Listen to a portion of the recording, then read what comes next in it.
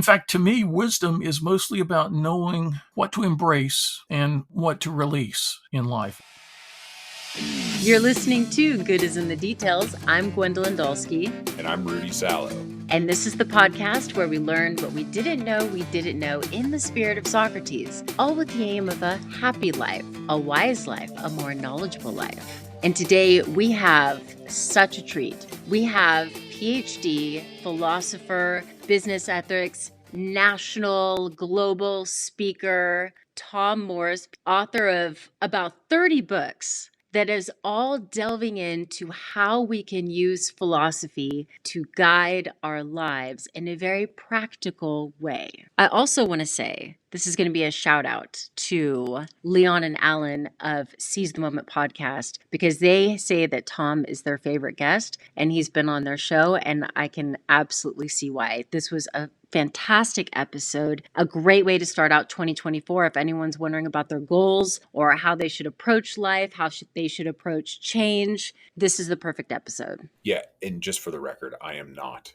offended by our Seize the Moment podcast compatriots saying that we are no longer their favorites, because after speaking with Tom and reading his books, which I'm continuing to read, he could be one of my top guests, because this is a life-changing person to listen to. We have to be careful we don't make Mark D. White jealous, right?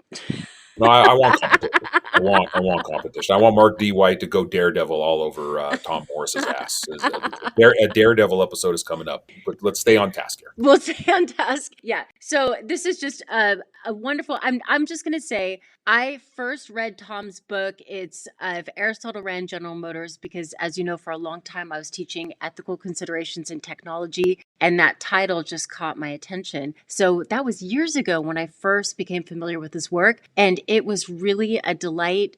He reached out to me through Twitter, and I was just like, oh my goodness, I know exactly who you are. Please be a guest on our show. And yeah, it just unfolded into a beautiful, inspirational episode. And I'm very happy that this is our first episode of 2024. Okay. What's our title on this one? What about this one? How to Make Lemons with Tom Morris? No, that's not. You know what's so funny? I was thinking of the metaphor of lemons and lemonade, because in this episode he says, what if we are the lemons? We are the lemon. Somebody could take the view that just being born is lemon, and your life needs to be lemonade, because we're just under constant change. Maybe that's the title of the episode. We are the lemons. No. I think it's How to Make Lemons with Tom Morris. Or How to Make Lemonade? No. Then people are thinking we're just been drinking vodka all day long when we've been recording this whole thing. We're trying to make the vodka go down easier. What about What to Do with the Lemons with Tom Morris? Nah. How to Make Lemons. How to Make Lemons. Okay, perfect. And here we go. There's a phenomenon right now of budget cuts, philosophy departments closing. Yeah. And your work is using philosophy as a lens for us to understand leadership and business and how to navigate our work life. Oh, yeah. So since you have a background in philosophy and this is your work, what do you think about the closures or these budget cuts when it comes to philosophy departments? Like, what would be your plea of, wait, this is a valuable thing that's part of a university education and part of a good life? That's what I would argue. You're absolutely right. I mean, it almost panders to the misunderstanding of an education to argue that philosophy as a major will prepare you really well for law school and really well for if you want to be a computer software engineer in the future, the analytical abilities. It'll prepare you for almost any kind of career. But education is not just about preparing for a career, because these days, people can have 3 or 4 or 5 different careers during their lifetimes. How do they know which one to prepare for, right? So a great education just builds good people, good thinkers, good citizens, just good human beings at its best. A good education prepares you for living a good life. And, how better to be a member of a society than to be well prepared yourself, to have grown yourself as a person, to have developed a broad point of view, to have developed tolerance and interest and curiosity and new ideas, a courage in exploring points of view, and just an analytical ability to understand what you hear. So I just think the short-sighted decisions to close humanities departments like philosophy are just, it's a real shame in our time that the educators themselves often don't understand what they're doing. And some of the presidents of colleges and chancellors are brought in out of the business world, and they truly don't understand the full richness a great liberal arts education can provide. Yeah, I noticed that in your work, you use a lot of the ancient Greeks. Yeah. And I love that. I mean, that's actually part of the idea behind good is in the details, is that I really love the ancient Greeks, and I like this notion of the good life and character development. So what is your draw to the ancient Greeks? Well, it's funny because the courses I took in philosophy as an undergraduate at University of North Carolina, Chapel Hill, were all contemporary 20th century courses in analytic philosophy and philosophy of science, things like that. I was never really introduced to the ancient philosophers at all. In fact, the history of philosophy was, Wittgenstein at that point. Mm-hmm. I mean, it was the only living philosophers we basically studied. And it was only later in my graduate education that I took a seminar in Plato and Aristotle. And I thought, whoa, wait a minute. These guys were pretty smart. This stuff was going on back then. So in my own work as an analytic philosopher, I did a lot of work in logic and metaphysics and epistemology. And only as I got older did I get more and more interested in the wisdom tradition side of philosophy. Often you take an undergraduate course. My first philosophy professor was a guy who would come into the room to 300 students, freshmen, and say, hey, the universe popped into existence 5 minutes ago. Prove me wrong. Mm-hmm.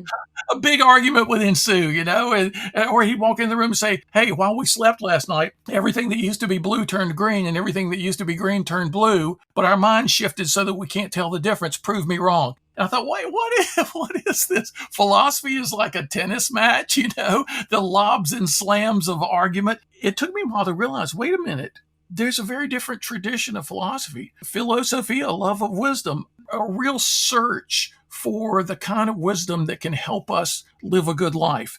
As the years passed, I was a philosophy professor at University of Notre Dame for 15 years, writing books that 37 people in the world could understand, Mm-hmm. and really technical articles in all the top journals. And I was having fun being a technical professional philosopher. A guy met me at an American Philosophical Association convention one day and said, oh, congratulations on your new article in the Philosophical Review. I said, oh, thank you very much. He said, I tried to read it, but it gave me a massive headache. Wow, is that what I'm doing with my life? So I gradually came to rediscover the practical side of philosophy, and that's made all the difference in my own life. I hear you. I've felt that where I've gone to academic conferences and I love the process of working out ideas and in being tested by scholars. But then there was a part of me I felt like I was preaching to the choir. Like I wanted to see what philosophy could do outside of that. And that's actually partly why, Rudy and I do this podcast, is to bring a philosophical lens to much broader issues. Oh, yeah. It's a great idea. I mean, Socrates just didn't go around talking to other people who were philosophically inclined. He went out, hit the streets. He collared people everywhere and started asking them questions, and Epictetus taught the sons of the wealthy and powerful from every walk of Roman society, and bringing wisdom to bear on the issues that people actually lived. My own development into what I call now a practical philosopher, kind of a public philosopher, was completely unexpected, though. I thought I was going to be in the classroom doing the theoretical stuff my whole career. And then suddenly, about 30 years ago, maybe even longer than that, it was the late 80s, a Chamber of Commerce group in South Bend called me and said, hey, could you come give a lot of young business people a talk on the ethics of decision making? And I could have said, well, I'm not the ethics guy at Notre Dame. You're calling the wrong person. Call this guy instead. But I thought, okay, that sounds like an interesting thing to do. Let me put together something. And almost everybody in the room that day asked me to come to their Rotary Club, their Kiwanis Club, their church, their real estate company, their bank, do the same talk. So for about 2 years in South Bend, Indiana, I was giving free talks almost every week to every kind of group of people you could imagine. And they were getting so excited. They weren't like my really good students who were taking notes for the next exam. They were excited about using the ideas in their lives. And then one day an Oldsmobile dealer called me, of all things. And he said, hey, I'm a member of this association, and we have a big meeting every year, and we have these motivational speakers who talk about success, but they always say the same thing. They say things like, set a goal, believe in yourself, you can do it. He said, there's got to be something deeper than that. Did the great philosophers of the past think about success? And I said, geez, not the kind of stuff I studied at Yale. You want me to look into it? He said, yeah, look into it. Maybe we'll have you as a speaker. So, I mean, that just changed everything for me. That is what led me to kind of rediscover the practical side of philosophy. And to see the kind of difference it can make in people's lives was really astonishing. I mean, I got a huge kick out of it. And again, everybody who was at the meeting told everybody else, you got to have this guy as a speaker. And before you know it, I was traveling the country, then I was traveling the world. And it's going on now for almost 35 years. Tom, you have so many books. I mean, I want to get into talking about the art of achievement, but I have to ask because you have so many books and I'm looking at this and thinking, how does he crank all of these out? How do you do it? Endless enthusiasm. See, what people don't understand about me is I'm really a lazy person. No. But my life is long periods of indolence punctuated by intense bursts of activity, because when I get interested in something, I just go nuts over that thing. And I start trying to figure it out, and maybe I'll give a talk about it and show people what I'm coming up with. And then if that works, I'll give another talk and maybe I'll write some notes on that. And pretty soon I got a book. It's unbelievable. I wrote my first book when I was a senior in college because nobody told me, well, you're too young to write a book. It was turned down by 36 publishing companies, but number 37 said, yeah, sure, we'll do this. Great. And so I was a published author at the age of 22 or 23. And I thought, wow, a royalty check started arriving in the mail, which was a new concept for me. But I didn't know I was going to get paid for this, because in philosophy, you often don't. But I realized I could reach a lot more people if I would write a book. So when people were scared of writing a dissertation in graduate school, I'd sort of already done a full book. So what was a dissertation? And the dissertation became 2 books. So all of a sudden I had 3 books, and then it started rolling. And you're right, I'm up to over 30 at this point. I think 31, 32. I mean, it's hard to keep count. I just had the second edition of The Art of Achievement come out yesterday. The ebooks came out for Stoicism for Dummies, the newest book. The hard copies were shipped today. I just learned an hour ago. That'll be in all the bookstores within a week or two. And that'll be either book 32 or book 33. So it's all curiosity and enthusiasm that leads me to, in fact, I started a new book 2 days ago. I've written 17,000 words, I think, in 3 days now. Oh my gosh. Rudy, what do you think about that?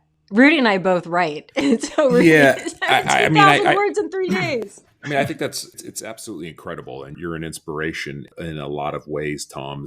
Speaking about the art of achievement, your fantastic book about mastering the 7 C's of success in business and in life. When you were writing this book, did you kind of back into it in that, I've written all these books or I've had this success because I've applied the 7 C's and I've lived by it? Or was it something that you discovered that is a way for everybody to kind of live their life, and you just happen to live your life that way as well? So, like, for example, the very first C in your book is conception, in that you really do need to have a clear goal in mind when you're setting out, I suppose, in life, in trying to figure out your purpose. Yeah. I'll admit, I'm struggling a bit with my own goals. Having read parts of your book and listened to some podcasts that you've been on, I'm now questioning my own goals. So let me ask you a really quick question.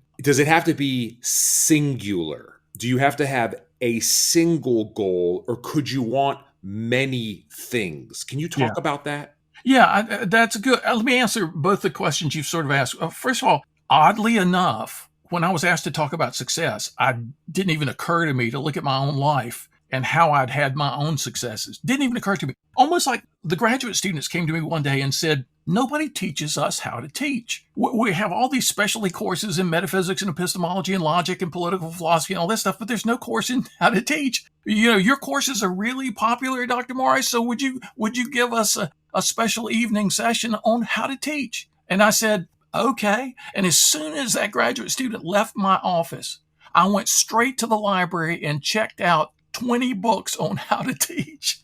Not thinking of the fact that, you know what, I've been doing this pretty successfully for 10 years now. I started reading all these books, most of which were just not good, or they'd have a paragraph worth of good ideas in a 200-page book. But one was really good, Mastering the Techniques of Teaching, it was called. And when I finished reading that book, I realized I thought it was so good because it described what I did in the classroom. It was the first book to capture how I approach teaching. With the success writing, it was the same thing. The Oldsmobile dealer, when he called me, I didn't say to myself, well, I've been a success in my professional career. Let me just figure out what I've been doing. No, I didn't think of that at all. I go straight to the library, right? And I go back to the ancient thinkers and I start trying to find the practical philosophers who thought about success, who talked about success. And I start putting together bits and pieces. And it was kind of a long exploration. Every now and then you discover somebody like Emerson that just like every page is relevant to that subject practically. Or even in places like the Tao Te Ching, Lao Tzu, or Confucius, you find all these. So it's not just Western philosophy. In Cicero, you can come up with all kinds of great stuff, And then I discover the Stoic philosophers, and their work is full of advice about success. And so I start sort of writing down all these notes and saying, well, wait a minute, they end up all talking about goal setting in various ways. So maybe this all starts with a clear conception of what we want, a vivid vision, a goal clearly imagined, or maybe several goals clearly imagined. Clarity is important. Now, clarity often comes out of confusion. So it's something you have to work toward, you have to fight for. You're not always clear what you want next in your life. What's your next professional project? What's your next personal challenge going to be? I don't know. Let me think about it. A student actually, after the Oldsmobile talk, I was asked to give a lot of talks. I called them True Success, the Art of Achievement in Times of Change. And I gave the talk at a college once. And a student came up to me and he said, Professor Morris, I don't know what to do. I mean, I don't have any goals. And you talked about the importance of having goals. Well, how do I even get them? I mean, I don't even know how to start in coming up with life goals. And I said to him just spontaneously, not having thought about this that much, I just said that day, well, take out a piece of paper, draw a line down the middle, a vertical line down the middle, put on one side things I like about my life right now, and put on the other side, maybe the right column, things I don't like about my life right now. The list of things you like will be things you want to preserve in your life. And the things you don't like will be things you want to change. They will guide you to set some goals. Well, both sides will, because a lot of people set goals to make changes without thinking about what they want to preserve. So both things are important in prudential, rational goal setting that'll be right for you. Take out another piece of paper, make out another two columns. What I like about my schoolwork right now, what I don't like about my schoolwork right now, or my university experience. What I like about my relationships right now, what I don't like about my relationships. You can do these two lists on any aspect of your life, and they'll begin to give you guidance about the goal or set of goals you need to pose for yourself next. So the quest for success always starts with a goal. Now, I know that there are a lot of folks influenced by various traditions of Eastern philosophy who talk about goalless living, but they can't really make their case.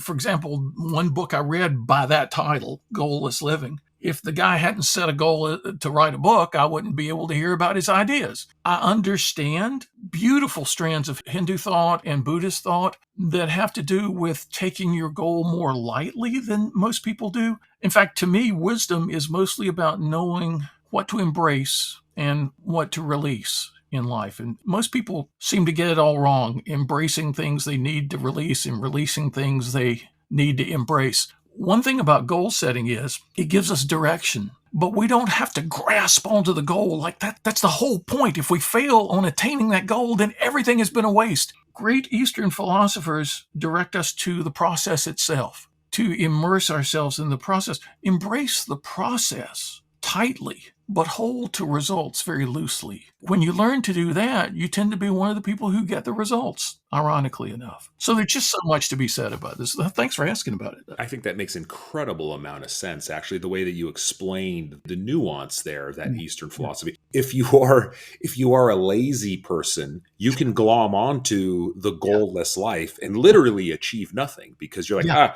no, I'm practicing Eastern philosophy and I'm going to go ahead and not have any goals. No, that's not the point. My understanding of those goals is, okay, set the goal whatever that goal is, hopefully it's high enough where your journey will be long, your journey will be tough, your journey will be the best part of it. Should you achieve the goal, you could look back on that journey and then you could see this beautiful confidence that has come from it. Or B, should you not achieve that goal but achieve something below that goal, you still went on that journey. It truly is about the journey there. That's how I interpret that. Oh yeah, even setting the wrong goal can be end up being the right thing to do. For example, one of my students came back to see me years after she had graduated, many years after she graduated at Notre Dame. And she said, I left Notre Dame wanting to be a country music singer. She said, and I mean, I would never have guessed that of this particular student. She said, so I set a goal. I'm going to move to Nashville. I'm going to become a country music singer. And of course, that means you're a waitress for a while in Nashville restaurants.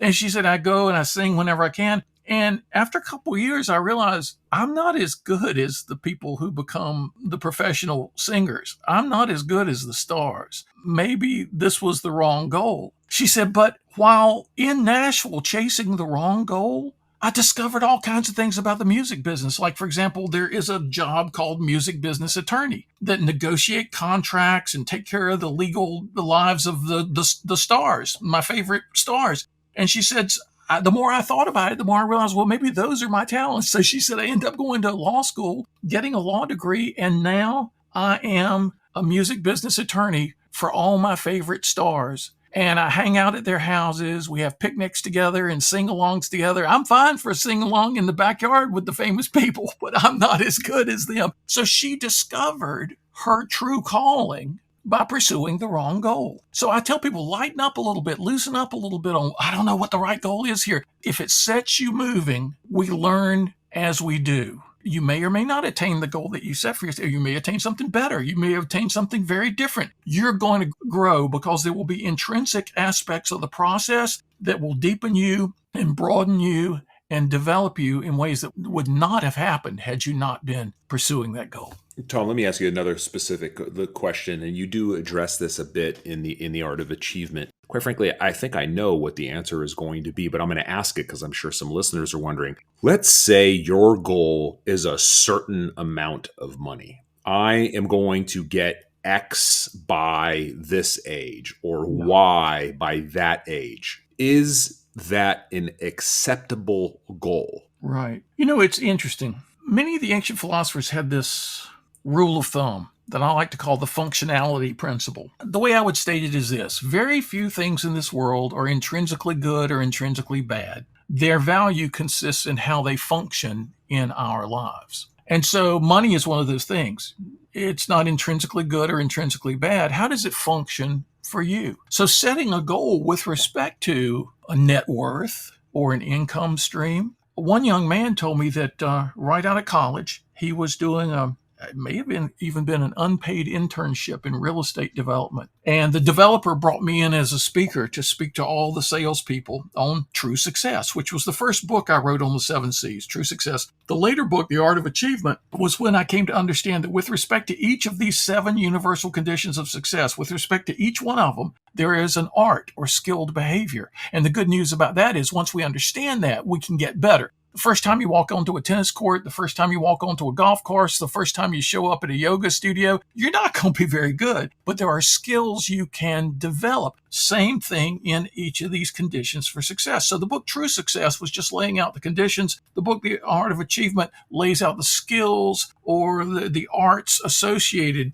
with each one. And so this young man said to me, I heard you give this talk, and then I got a tape of the talk, and I've listened to the tape probably over 300 times. I wore out the tape, and I was 22 years old when I heard you, and I set a goal. I want to be, by age 50, I want to be financially independent. I set myself a number that I wanted to make a certain amount of money by the age of 50 so that I could retire and do whatever I wanted to do. And in this conversation, he said, I'm calling you today because I'll soon turn 35, and I've already hit my number. And I'm going to be a high school basketball coach from now on, and I'm just going to try to do good for people. In this young man's life, his having a financial goal didn't make him sacrifice relationships, friendships, family life. He had a flourishing set of friends, a flourishing family life. It didn't make him do any kind of dirty deeds in business. He didn't cut any corners. He didn't do anything shady or unethical, but he was really focused on building a certain financial resource.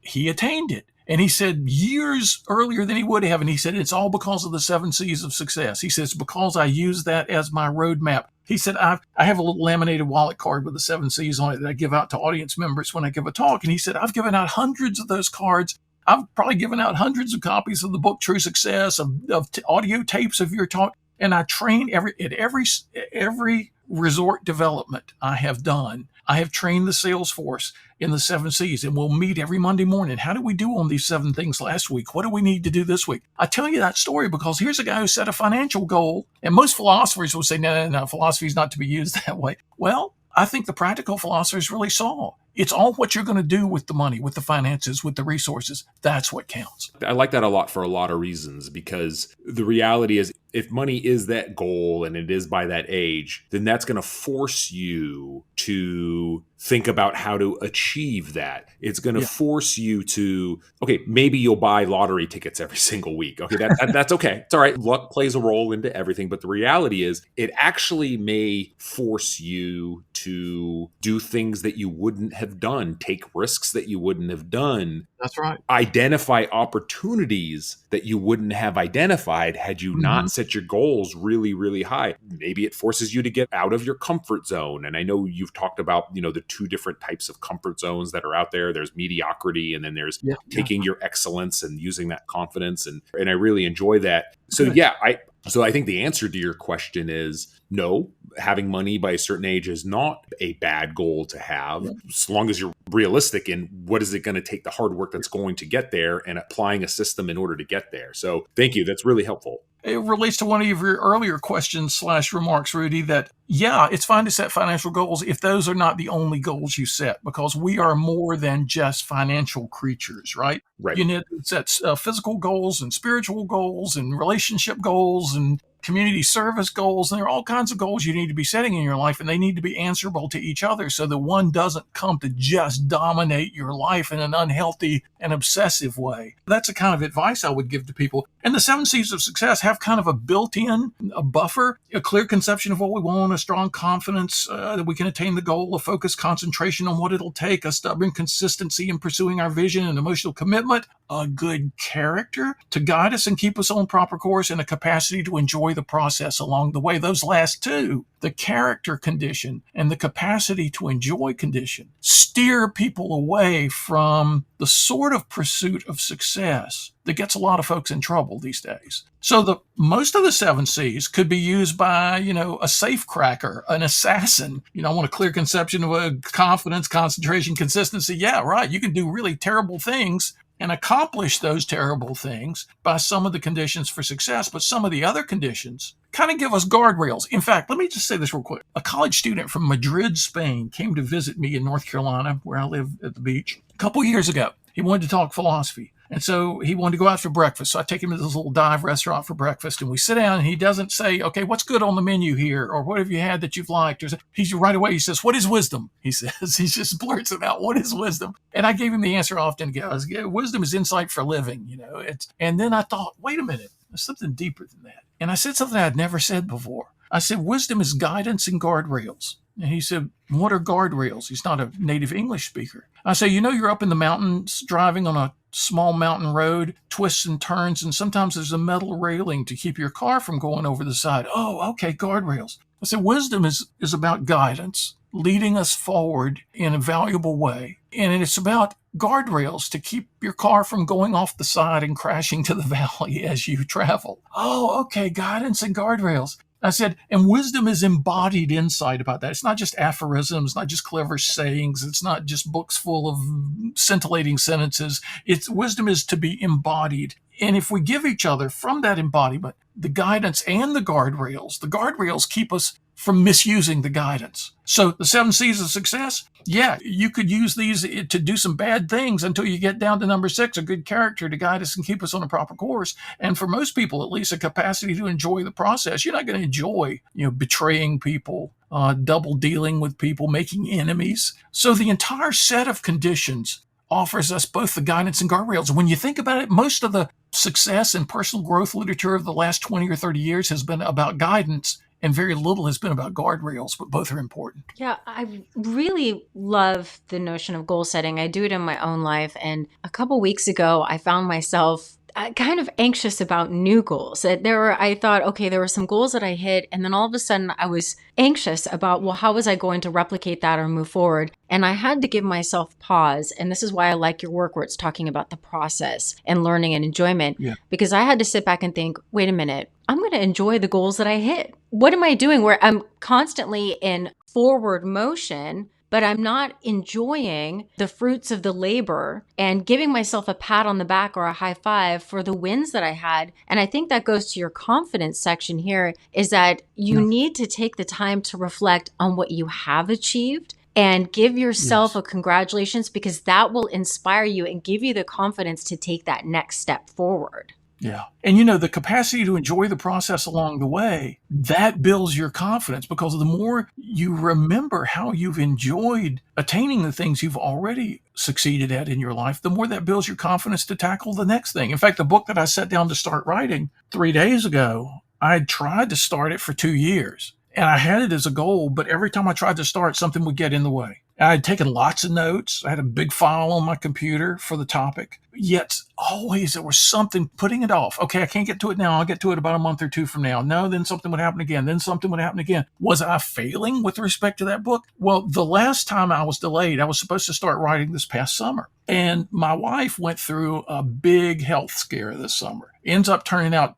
absolutely fine, but she was diagnosed with a very rare and aggressive form of cancer that is so rare. Of 100,000 cancer patients, one person will have this particular cancer. She had to have surgery in August, a 7.5-hour surgery, a really serious surgery. She's back to normal now. She's cancer-free. She's, go live your life. You're great. It's the one curative surgery there is for cancer, blah, blah, blah. It was like amazing, the outcome. Yeah, great outcomes. 2 months, though, of living away from home, 18 days in a hospital room, sleeping in a chair, 4 weeks more living in a basement near the hospital just for follow-up stuff. And I realized the book is on uncertainty. And I realized I had a lot of great things to say. I had a lot of good advice to give people, but I had never lived through a period of time of that level of uncertainty in my life, of that level of challenge. My book, if I had written it 2 years ago, would have been a little superficial. It would have been full of good stuff, but it would have been far more superficial than it can be now. It can be deep now in a way it couldn't have been then. So even if we think we're not attaining the goals, we're not even getting to start on our goals, maybe we are, but in ways that we haven't even imagined yet, we need to prepare us to do well with those goals. And our concept of goals and success and happiness will shift. Like when you're talking about this health scare, the defining moment of what is a success or what is a good day would radically shift. And we have to be flexible and open to that. I know I hear, my daughter's about to turn 4. I know I hear of other moms that they sometimes are struggling with the concept of success, but they're thinking of success of this outward notion of, in terms only of financial goals or career goals, when thriving can mean the interaction and the beauty of the relationships that are building or connecting, that's all part of success. Yeah, absolutely. You're so right. I remember early on my wife sharing those kind of insights with me. She said, too many young moms, they think all of a sudden, I can't go to the gym anymore. I can't be with my friends as much as I'd like to. It's all about the needs of the baby. And my wife said they forget that life is full of stages and phases. And that won't last forever. That stage of dependency won't last forever. In fact, you'll kind of regret when it's gone. Change your goals, change your expectations in the midst of that special stage. And then you can get back to the old ways of doing things in the future. It's not going to change your life forever. So we have to understand there are seasons of our lives, and our goals can be quite different in those different seasons. There's no monorail through life. We're more like all-terrain vehicles, right? We have to sometimes get off the path we've been on, and maybe we'll find our way back to that same path in the future, but enjoy where we are now and make the most of the opportunities and commitments we have now. That's an important thing. And on that point right there, maybe this is a really good segue, if you don't mind, away from setting goals, although I think that's a wonderful thing, especially as we're going into a new year and people set goals for New Year's. So let's talk about enjoying what you have right now when there is change or when there's adverse change, which is the Right. subject of your other book, Plato's Yeah. Lemonade Stand, which, by the way, I tell you, in reading the preface, and I highly recommend to any reader out there, I'm one of those people that normally skips prefaces, Yeah. Tom, but I read yours and I was able to take from it so many great pieces of wisdom just Yeah, from good. the first 2 pages, where literally I literally found what our show, Good as in the Details, is about. For years, we've struggled about the value proposition that we have for our show. Why do we Yeah. do our show? Why Yeah. philosophy? And it's literally right here on page 2, where you talk about practical philosophy, how important it is today. It's an ancient deep tech needed anew in our high-tech world. It's the domain of wisdom and virtue, true insight and inner strength. That you use philosophy in order to deal with large-scale problems, with large-scale changes, with large-scale uncertainty. Yeah. And I'd love to hear more of your thoughts on that. Much like The Art of Achievement, you were set to go find what do the philosophers say about success. Yeah. How did you come up with this? And just, I mean, I have the book in my hand, but for our listeners, like really the whole point of practical philosophy in dealing with our crazy tech world today. Glad you asked this because I'm thrilled about page 2. It's funny, I have this other book, a short novel called The Oasis Within, and a CEO in California sent me a message one day and he said, page 5 of your book, The Oasis Within, has changed my life forever. So I got in touch with him right away and I said, okay, tell me about it. And he told me the story. And I said, well, keep reading. There are a lot of other pages in the book too. But that's great that by page 2 you get this. And a lot of people don't know, philosophy, a love of wisdom. I like to say an object of love is an interesting thing. When you lack it, you pursue it. When you have it, you embrace it. Philosophy is about the pursuit and embrace of wisdom, which is just how to live well, So this book, Plato's Lemonade Stand, you wouldn't believe it, but that book took me 15 years to write. I wrote 24 different versions. It had 6 different titles. It was turned down for publication 44 times. So talk about making taking lemons and making lemonade. And now it's like one of my favorite books I've ever done. But it was launched by a big financial services company. They were one of the biggest issuers of credit cards in America. I had spoken to their leadership team 2 or 3 times on my book, True Success, 7 C's, on the ideas from If Aristotle Ran General Motors, truth, beauty, goodness, and unity, corporate culture stuff, and human happiness stuff. They called me up one day. I'd done 2 or 3 talks for their leadership people. They called me up one day, a young woman who was in a fairly advanced leadership position. She said, hey, I don't know if you've heard the news, but we're going to be bought by Bank of America. And the day the deal goes through, our boss, the CEO, the guy who's been hiring you, Tom, he gets like, I don't know what it was, $20 million that day, something like that. And the rest of us don't even know if we're going to have a job because we have 6,000 credit card people. They already have 9,000 credit card people. They're not going to end up with 15,000 credit card people. Okay. So everybody's depressed. There's no morale around here right now. We're not excited at all. It's kind of the opposite. Have you ever given a talk on how to deal with difficult change? And just like the people who asked me to speak on ethics, and I could have said, well, no, I'm not the guy, call the ethics guy. No, I haven't. Would you like me to look into it? Yeah. Could you come up with something? We'd like to have a meeting of our top 750 people in a couple months. So if you could come up with something about how to handle difficult change in the next couple months, we'd love to have you come and give a talk on that. I said, okay. So it was called The Art of Change. I did a 45-minute talk. First time I'd ever been in front of a group of people talking about that topic. And they gave the ideas this huge standing ovation. And everybody came running up to me afterwards to hug me. And people had smiles on their faces. And they said they hadn't seen smiles in that building in a very long time. During a reception afterwards, a young woman came up to me and she said, look, I was an Olympic athlete before I came here. And she said, you said in 45 minutes what my coach was trying to teach me for 15 years and could never quite articulate. She said, you put it all into words today. And the person who hired me for the talk called me 2 weeks later and she said, well, that 45 minutes, you turned around this company. You turned around the attitude of our whole culture. She said, thank you so much. And you did it with philosophy. Nobody would have guessed. I said, well, thank you very much. It has made a huge difference in my own life. The ideas in the book. I mean, I grew up in Durham, North Carolina, and I must have heard my parents' friends say 100 times, you know, Tommy, when life hands you lemons, make lemonade. When life hands you lemons, make lemonade. They would say it over and over and over, but nobody ever said how. So I get the image, right?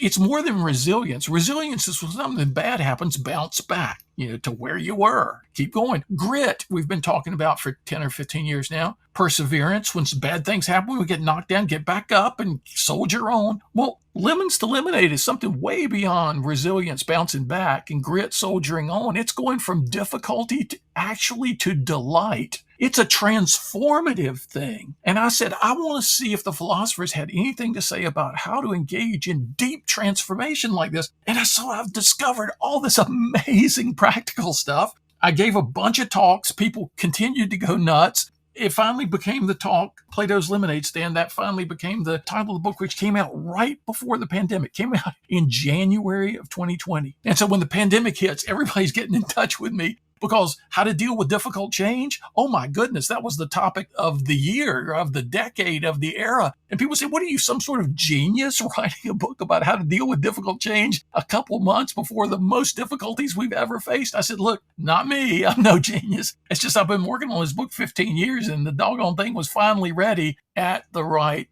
time. Yeah, speaks very, very well to exactly what you're saying about timing. And, don't always beat yourself up for not achieving that goal or writing that book or doing that. Sometimes bad luck that delays your timing is good luck. It all depends upon how you view it. And that was one of the things that I've taken so far out of Plato's Lemonade Stand, Tom, but I'd like you to get some more details. Is a lot of it is shifting your mindset about the negative, about the change, literally taking the lemons. Okay, I got some lemons. How am I going to make this into lemonade? What other ingredients do I need to add to make this the lemonade? What's the sugar? Where's the ice? Yeah. What's the mixing stuff? The essence is it all about a mindset shift, or is there something else that's the secret?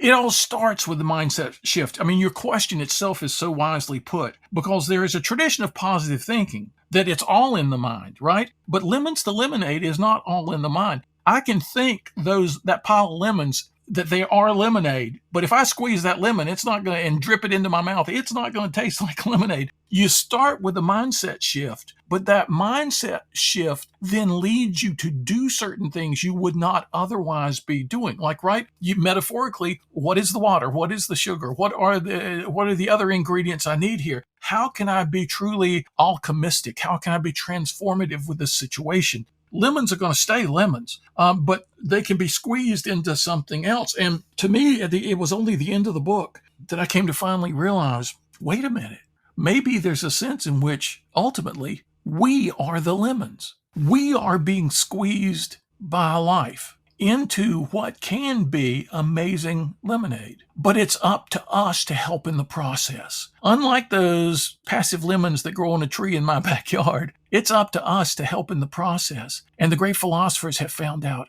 how. And we're here to be transformative, but even more deeply, we are here to be transformed. And once we take that perspective, it's not all about what happens out there in the external world. It's all about what happens in me as well. And I've got to have that twofold attitude about it. Yeah, the mindset is hugely important. And there are all kinds of attitudinal shifts that help us to do the right thing. So the right attitudes lead to the right actions. I'm all about that as a philosopher, but ultimately it's the actions we take based on the attitudes and shifting perspectives that give us those outcomes that we need and that even the greatest of difficulties can help us produce. Like the illness I went through with my wife recently. It's helped me to write a much better book. It has brought people together in new ways. It's introduced new people to each other. It's had all kinds of positive effects. I would never wish that on anyone, but once it happens, you learn to be transformative. And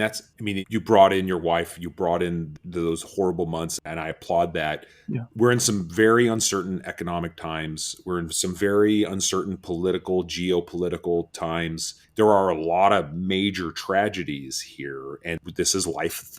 Really, the terrible things happen. Is it truly just a mindset shift if the truly tragic does occur? obviously you need to go through a grieving process, Sure. but is it the mindset shift that gets you out of that and gets you moving? Is that what we're talking about here? It is.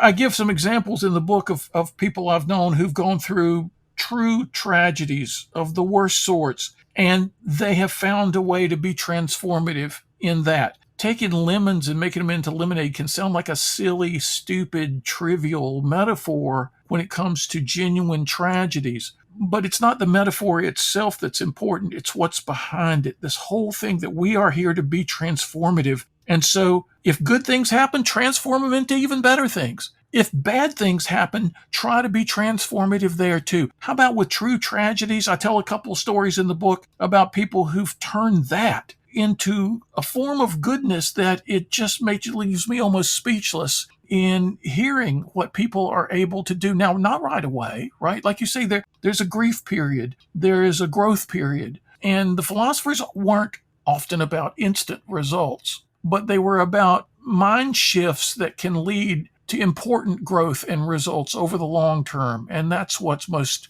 valuable for us. It seems like part of it would be letting go of control, because then you would have the most resistance if you think, oh, something wasn't supposed to be such and such a way. But then the world will throw you that curveball, right? And say no. So it's about our reaction. Yeah, we have all this false sense of what we can control. The new book, Stoicism for Dummies, there's a big chapter. That's a big idea for the Stoics. You got to distinguish between the things in life you can't control and the things you can control. And Epictetus and others said, just let go of the things you can't control. Focus on the things you can control. Now, one of the things they didn't say, but as a philosopher, I was able to find my way through this, is if we do concentrate on the things we can control, which are very few, it's not just about control or power, it's also about influence. There are very few things we can control, but there are other things, a broader sphere that we can at least influence. If we learn to concentrate on those things, the sphere of our true control and influence, which isn't very big, and let go of the other things, a false sense of control about all the other things, then we can actually expand the sphere in which we can make things happen. But if we have all kinds of false views about what we're in control of, it can lead to unnecessary frustrations. So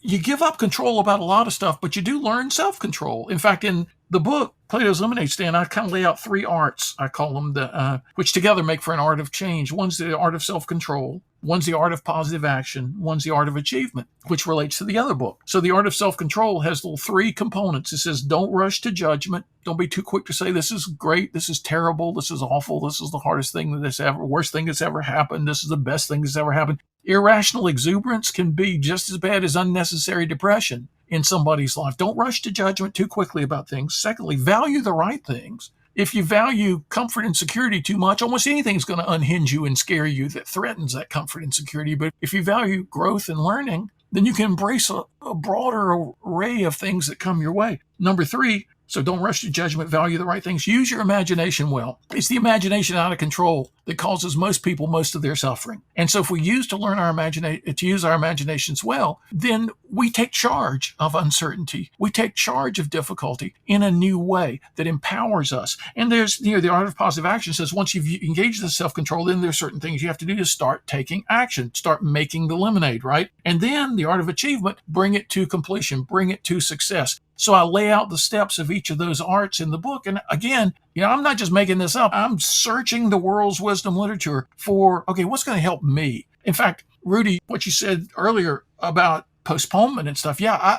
I was immensely frustrated I couldn't get the book published in time for the Great Recession because I had a version of it ready for the recession, help people through the recession, but I could never quite get it finished. I thought, oh, this is terrible. But no, it was ready for the pandemic, which was even worse for people to deal with than the recession. So again, the external timing is not up to us. There's so much that's not up to us. We have to give up our false sense of control about all that stuff. Just do our best with the process. And we're going to be blessed by it, and so will other people. This is one of the things I really like about Aristotle's work that I see coming in your work, is that this idea of happiness, or the Greek idea of eudaimonia, of flourishing, of excellence, that when we keep our eyes on that, then it's much easier to achieve things. And money and fame, if we have that as the goal, that's not really helping us flourish. But money and fame can be the byproduct, the potential byproduct. But if we look at that as the goal, and to me, I think that that's one of the problems with today where you have higher rates of depression is that we have lost sight of teaching, and this has to do with education as well, that the goal is excellence and flourishing, the eudaimonia. Yeah. I think that Aristotle was right about that. And we've shifted it. And I've told my students, I've challenged them in terms of social media. I say, I just want you to try this. Do not look at your social media or even your emails first thing in the morning. Don't look at your phone first thing in the morning, because when you do that, you're doing a couple of things. You are seeing what other people think about you, or you're looking at what other people are doing. And you're starting out your day not thinking about what's in your control. How can I be excellent? You're starting your frame of mind by thinking about what others think about you, or what you think about other people, or what other people are doing. Yeah. And it's really important to have that mindset shift, especially when the world throws us curveballs, to sit back and think, wait a minute, I can work on my writing. I can work on my relationships. I am responsible for how good of a listener I am, how I'm preparing my food. These are all the things that are in the control. And that eventually radiates out to having a more enjoyable life. You're absolutely right.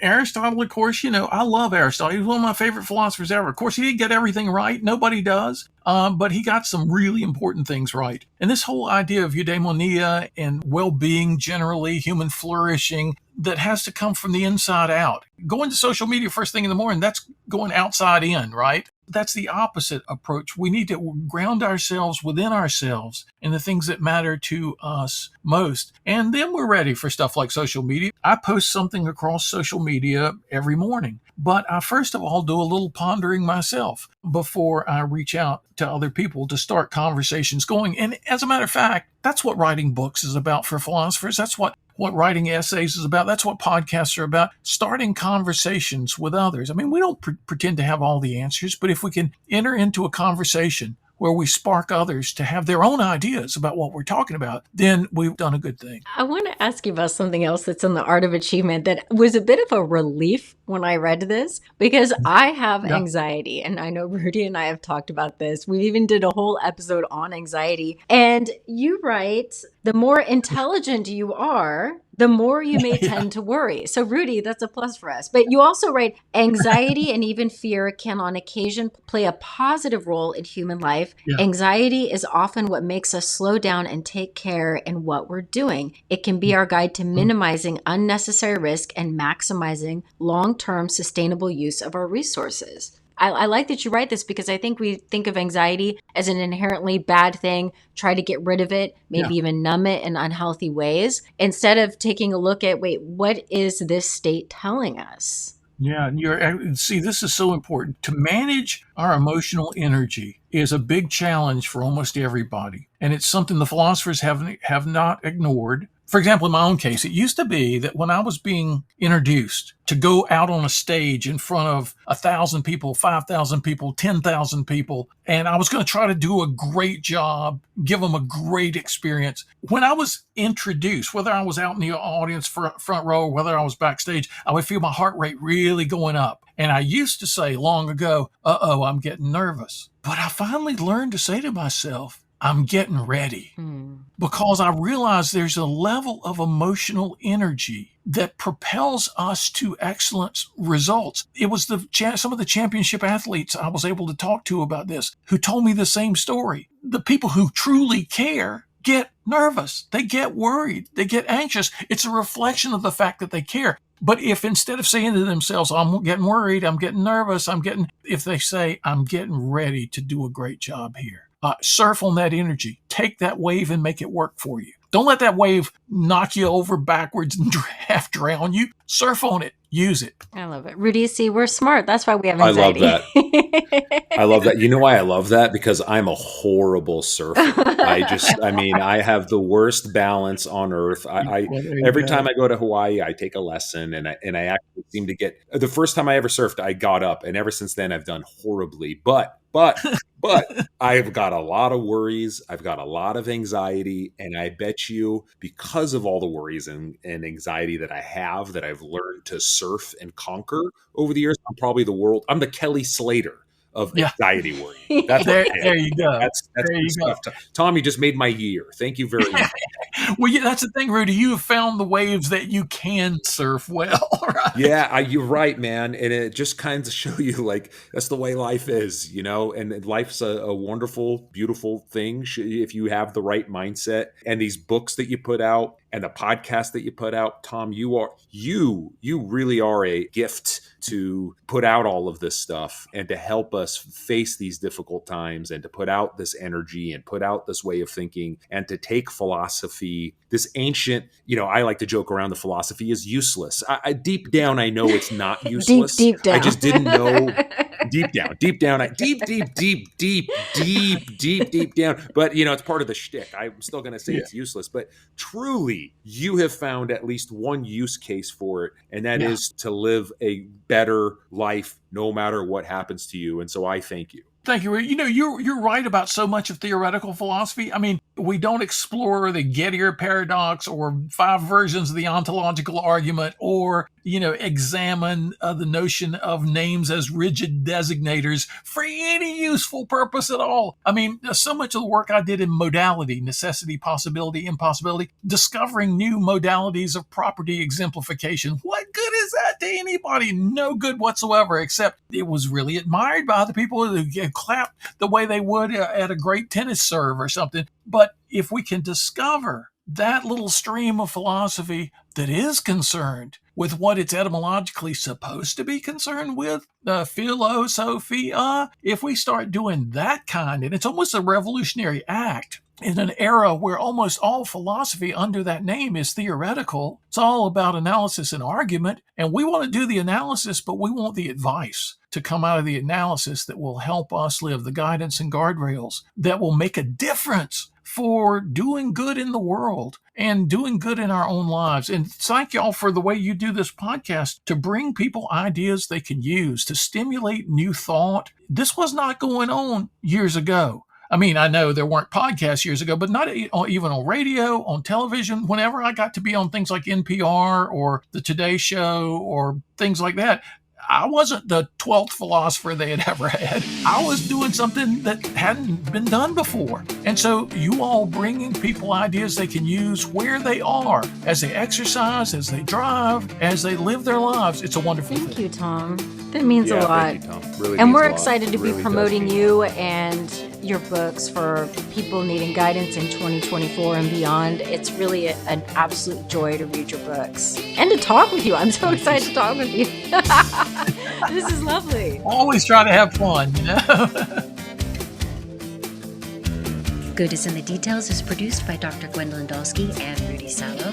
If you're listening on Spotify or Apple Podcasts, please scroll down to the bottom and hit that 5-star review.